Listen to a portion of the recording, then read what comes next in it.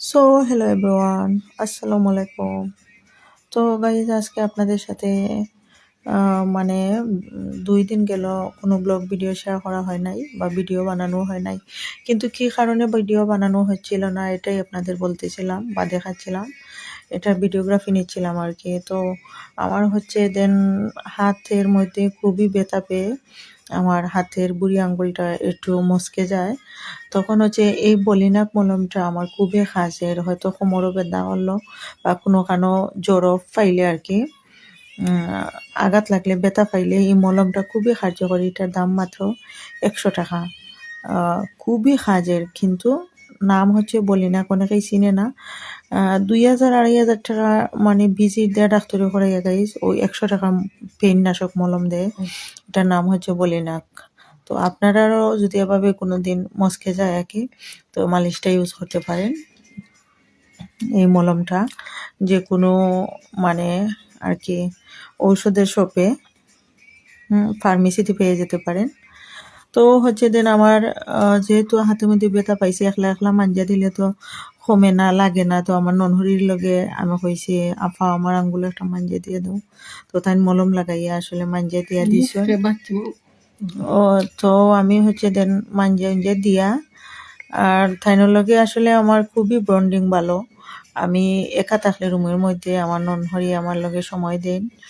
তো হচ্ছে আঙ্গুলও পু দিছে না, তাইনোর লগে আমার ড্রিল হইছে যে বড়াফা তুমি আমার হাতের মধ্যে মাঞ্জা দিয়া দিবাই, তোমার আমি চা খাওয়াইমু। তো ড্রিল হইছে তাই, তো মহা খুশি চার জন্য আর কি, খুবই পাগল। আর আমরা অলওয়েজ সন্ধ্যা দুপুরে আড্ডা দিই আর কি, চার আড্ডা। তো মাঞ্জা শেষে তাইনটা কইছে চা খাওয়াইমু, তুমি একটু রিল্যাক্স করো আর আমি একটু শুয়ে শুয়ে আমার হাতের মলমটা শুকিয়ে যাক।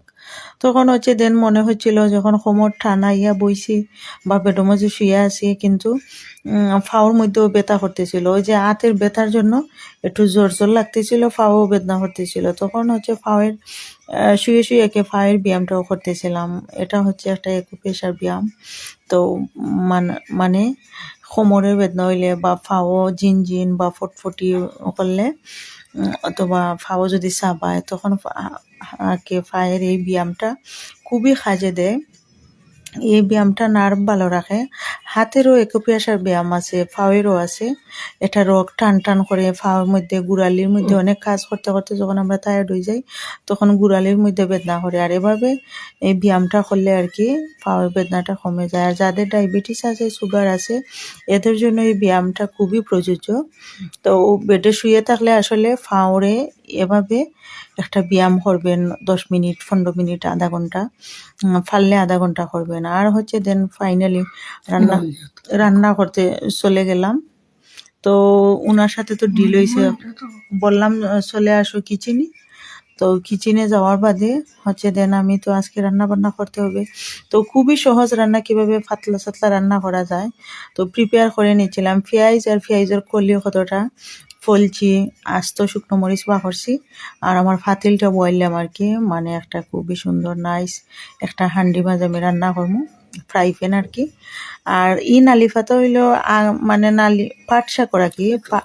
পাট শাকর আগাটা যখন আমরা শাক রান্না করে খেয়ে ফেলি, তখন গুড়ির মধ্যে অনেক থাকে, মানে বড় বড় ফাতা থাকে। এগুলো যদি আপনারা রোদে শুকিয়ে নেন ভালো করে, ক্লিন করে বা ধুয়ে, তখন এটা বুয়ামের মধ্যে আগে সংরক্ষণ করতে পারবেন। বুয়ামের মধ্যে ভরে রাখলে তারপর হচ্ছে দেন যখন মন চাইলো অনেকগুলো বের করে হাত দিয়ে ছিঁড়ে টুকরো টুকরো করে নিলেন। তারপর মরিচ ভাজলেন, এরপরে পেঁয়াজের খলি দিয়া আর শুধু লবণ আর হলদি দিয়া নালি পাতাগুলা ক্রিস্পি হয়ে গেলে, মানে যদি শুকাইয়া নেন তো শুকনো পাতা তো এমনি একটু ক্রিস্পি থাকে, আর পেঁয়াজের সাথে আর কি দিলে আরো ক্রিস্পি হয়ে যায়। আর যদি শুকনো থাকে না পাতাটা, আপনি কাঁচা পাট শাক থেকে এটা কালেক্ট করে খেতে চান, সেক্ষেত্রে পাতাগুলা ছিঁড়িয়ে আপনি একটা ড্রাই ফ্রাই প্যানে আর কি অল্প আছে পাতাগুলো ক্রিস্পি করে নিতে পারেন, বেজে নিতে পারেন।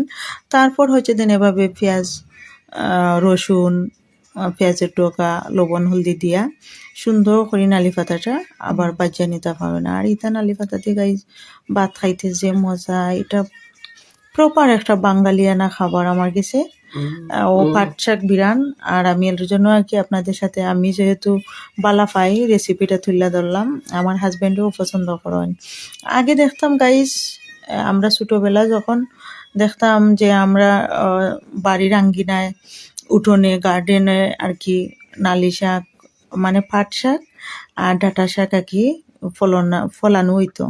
তখন দেখতাম এখান থেকে ছিঁড়ে এনে দুপুর টাইমে যখন তরকারি শর্ট হয়ে যায়, রান্না বান্না শেষ হয়ে যায়, তখন দেখতাম এক আধা ঝাঁকি ফাতা আইনা পেঁয়াজ রসুন দিয়ে সুন্দর করে তেল দিই এলা বিরান করি দিতাম। বিরান কইরা দেখো আমরা দুপুরের খাবারটা হয়ে যায়। তো আমরা গরম ভাতের সাথে এভাবে খাইতাম পাট শাক বিরান, আর অনেক মজা লাগতো ভাজা মরিচ দিয়ে খামড়াইয়া।